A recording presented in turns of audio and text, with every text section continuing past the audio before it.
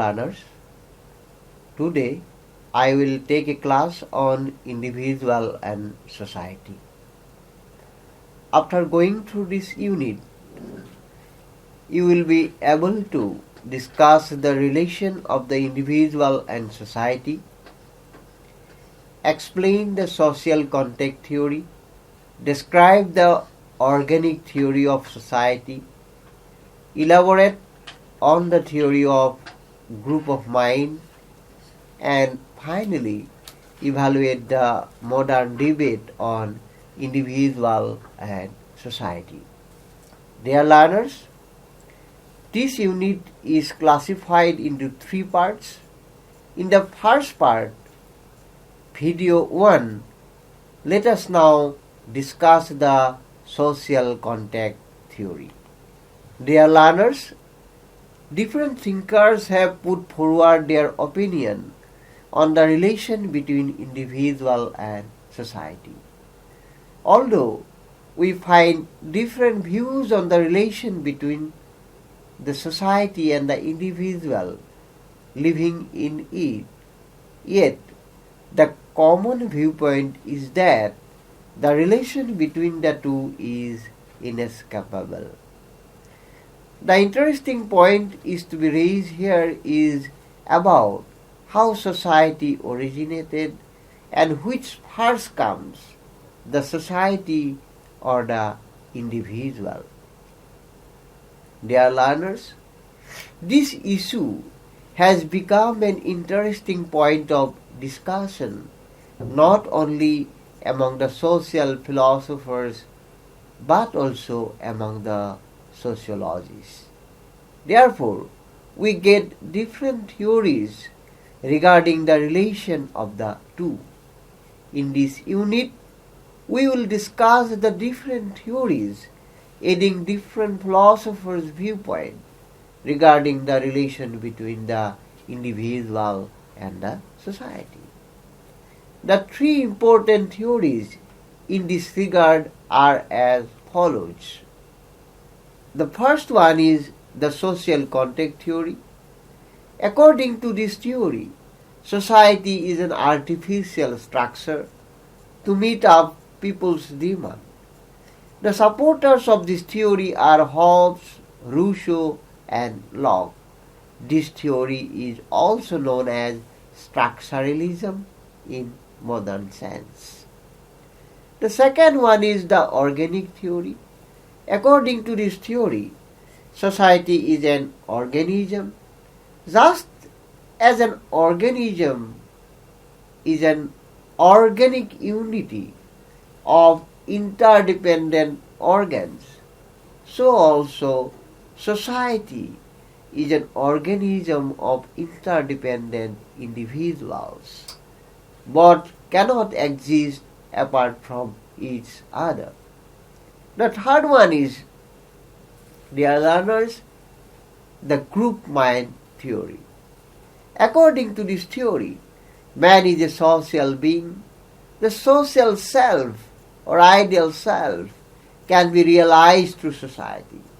So man is inconceivable apart from society. Idealist philosophers advocate this theory.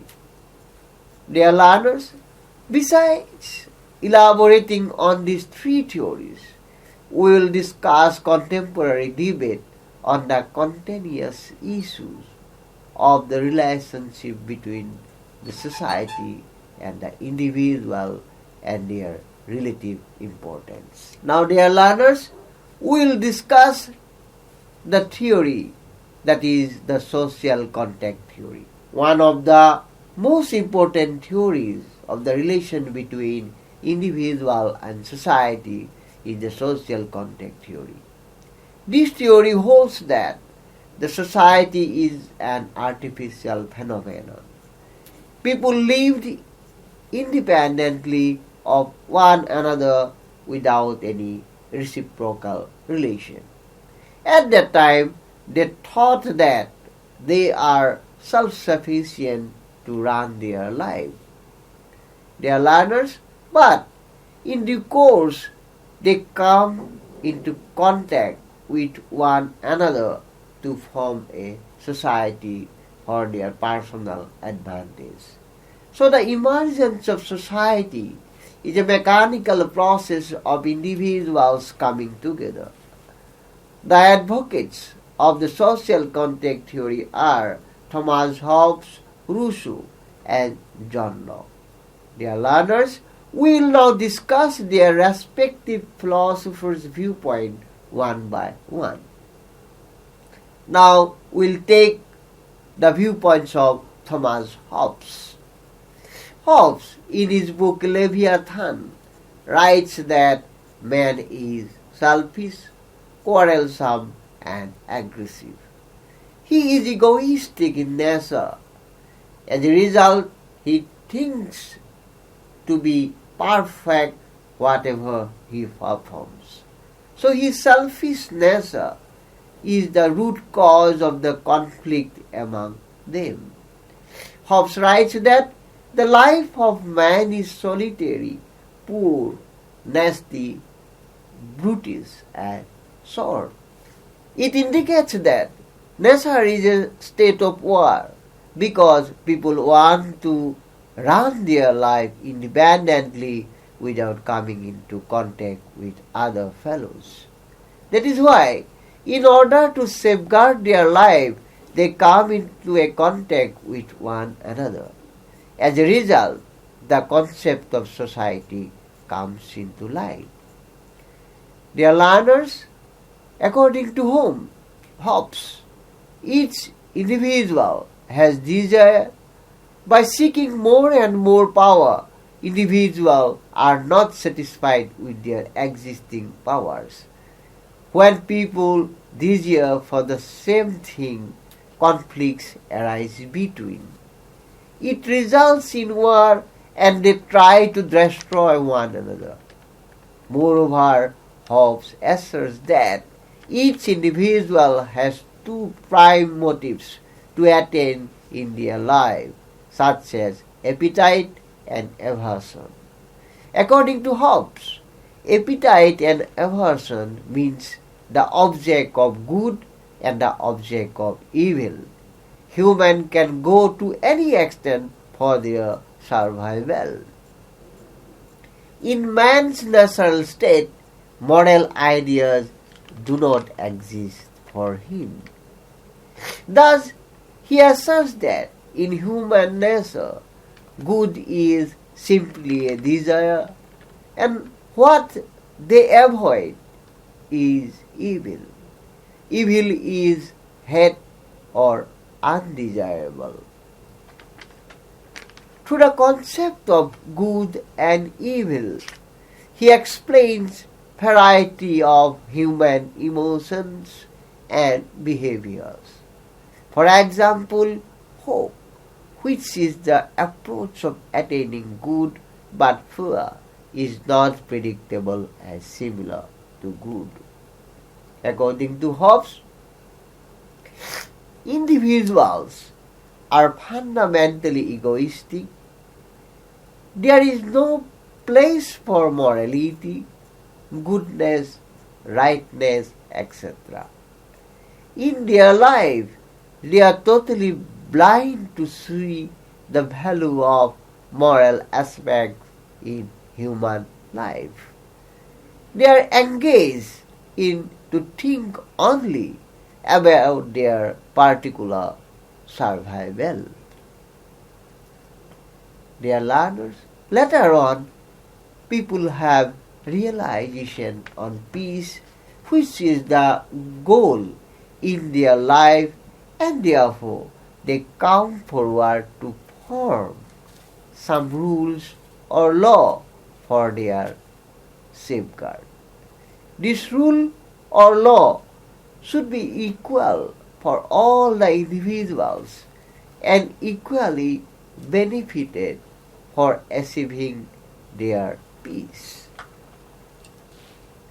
Dear learners, thus rules are governed by the authority so that everyone can follow the same rule for their safety.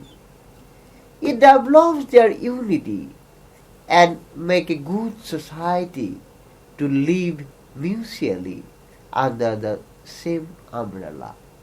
Thus, their agreement form a contract which is so called the social contract theory of for Hobbes. Now, dear learners, now we'll discuss the viewpoints of John Locke regarding the social contract theory. John Locke holds that the state of nature is against the state of war, which is upheld by Hobbes. Rather, it is a state of peace and goodwill. It is not held that man is independent of nature. The state of nature is governed by the law of nature, which is not challenged by man. So, people are subordinate to the law of nature. That is why it is not like Hobbes' view of contract. Like Locke, Hobbes also states that everyone is free and born equal in society. So people came into contact to form a society which removes the crude state of nature and form a civil society. After the formation of the civil society, people entered into another contact and form a government to make and enforce laws for the welfare of all. Locke's most important and influential political writings are contained in his two treatises on government. The first treatise is concerned with refuting the argument of Robert Filmer's patriarcha, that political authority was derived from religious authority, also known by the description of the divine right of kings, which was a very dominant theory in 17th century England. The second treatise contains Locke's own constructive view of the aims and justification for civil government, and is titled An Essay Concerning the True Original Extent and End of Civil Government. Dear learners, Locke says the state of nature, the natural condition of mankind, is a state of perfect and complete liberty to conduct one's life as one best sees fit, free from the interference of others. This does not mean, however, that it is a state of license. One is not free to do anything at all one pleases, or even anything that one judges to be in one's interest. The state of nature, although a state wherein there is no civil authority or government to punish people for transgressions against laws. Besides, it is not a state without morality. The state of nature is pre-political, but it is not pre-mortal. Persons are assumed to be equal to one another in such a state, and therefore equally capable of discovering and being bound by the law of nature. The law of nature, which is in Locke's view the basis of all morality and given to us by God, commands that we not harm others with regards to their life, health, liberty, or possessions. Because we all belong equally to God, and we are prohibited from harming one another. So the state of nature is a state of liberty where persons are free to pursue their own interests and plans, free from interference. And because of the law of nature and the restrictions that it imposes upon persons, it is relatively peaceful. Dear learners, the state of nature is the state of liberty where persons to recognize the law of nature and therefore do not harm one another. The state of war begins between two or more men once one man declares war on another by stealing from him or by trying to make him his slave. Since in the state of nature there is no civil power to whom man can appeal, and since the law of nature allows them to defend their own lives, they may then kill those who would bring force against them. Since the state of nature lacks civil authority, once war begins, it is likely to continue. And this is one of the strongest reasons that man have to abandon the state of nature by contracting together to form civil government. Now, dear learners, we'll discuss the viewpoints of J.J. Rousseau regarding the social contract theory. Rousseau holds that the state of nature was mutual goodwill and happiness. But in due course, the growth of population and the desire to acquire property on the part of the people became the principal cause of conflict and collision among people. Therefore, in order to free themselves from such conflict and collision, people came into contact to defend their property and security. Dear learners, the contract was made not just to protect property and security only.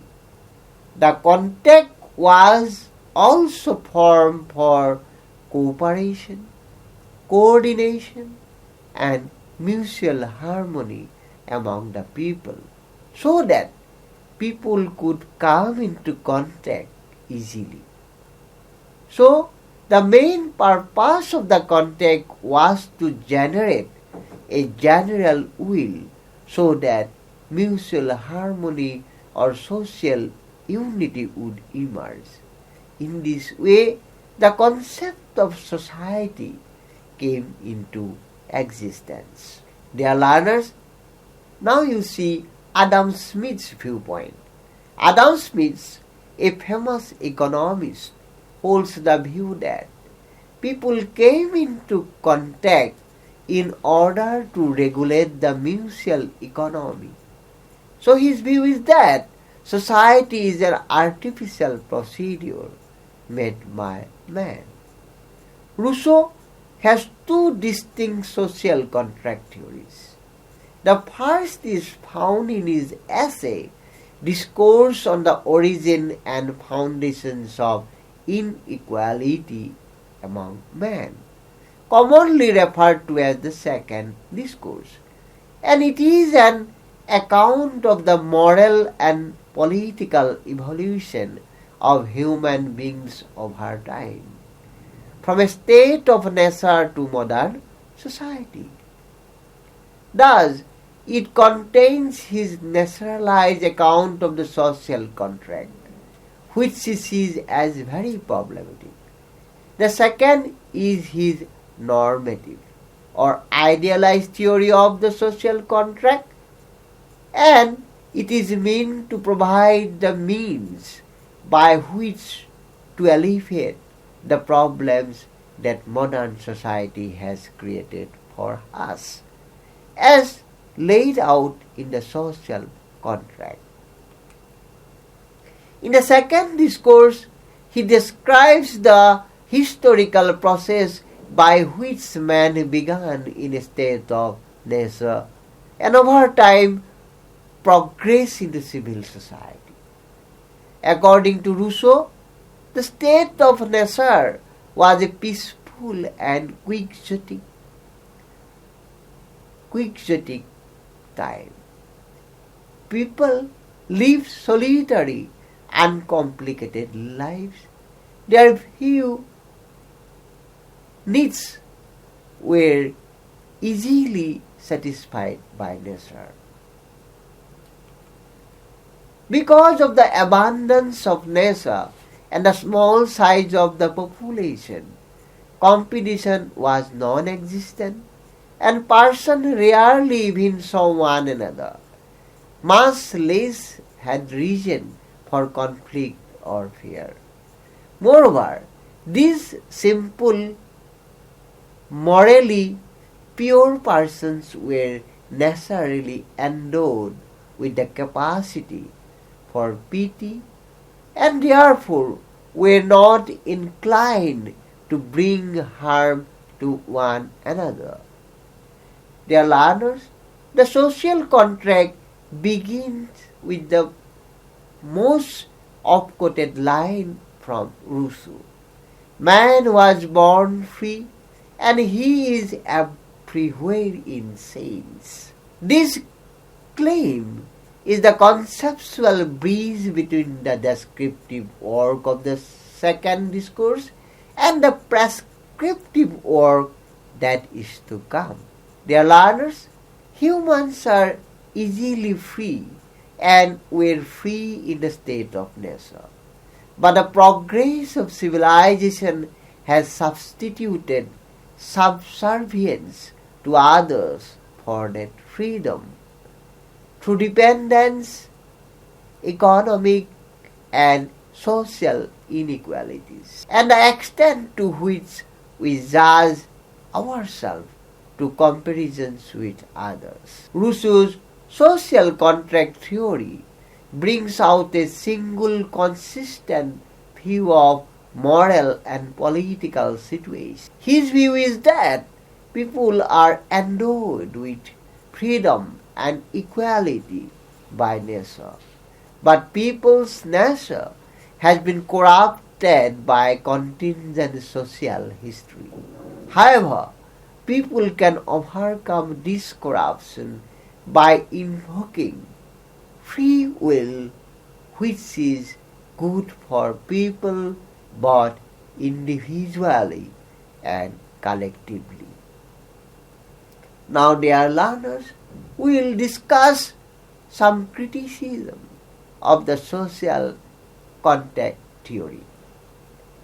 Although the advocates view differently in order to explain the theory, still it can be asserted that this theory is not satisfactory. This theory is based neither on historical fact nor on logical truth. The view that man can live apart from their society cannot be accepted because man is a social being. Again, the thought of the state of nature prior to the socialization process in the context of society cannot be easily accepted. We cannot by evidence show that society came into existence in order to protect property and to defend their security. Secondly, the presupposition that the state of nature was selfish and brutal before the contract came into existence cannot be accepted without reservation. Because man is neither absolutely selfish nor absolutely unselfish. We cannot ignore the fact that man has both egoistic and altruistic nature. The social contract theory is not based on logical truth because the social contract presupposes the political consciousness. But we cannot imagine the political consciousness in the state of nature. Therefore, the concept of contract cannot be presupposed before society came into existence. That is why the social contract theory is not satisfactory. The social contract theory is nothing but an attempt of the thinkers to justify the relation between individual and society. Although the reasons of contract presupposed by this theory cannot be accepted, yet the supposition of contract for the emergence of society provides clues to the social thinkers to critically discuss this theory. Now, dear learners, will point out some important or basic points of this part video 1. In this unit, we come across different theories regarding the relation between individual and society from the traditional to modern. In the traditional stage, we have found the theories like the social contract theory, organic theory, and the theory of group of mind. These theories undoubtedly attempt to explain the relationship between individual and society. But their viewpoint, in case of discussing the relationship between the two, can be pinpointed as follows. The social contract theory holds that society is not a natural phenomenon. People felt a necessity of coming into contact to get rid of troubles. So, dear learners, in order to know more about the unit, you have to consult with some important books. These books are S. Aldosi's book, Modernity, Postmodernity, and Neo-Sociological Theories. Then M. Francis Abraham books, Modern Sociological Theory. Then John S. Mackenzie's book, A Manual of Ethics. Then Jane Sina's book, A Manual of Ethics. Then R.N. Sharma's book, Introduction to Ethics. And H.K. Rawat books, that is sociology, will be very, very important to you in order to understand the unit in a very comprehensive manner. Thank you.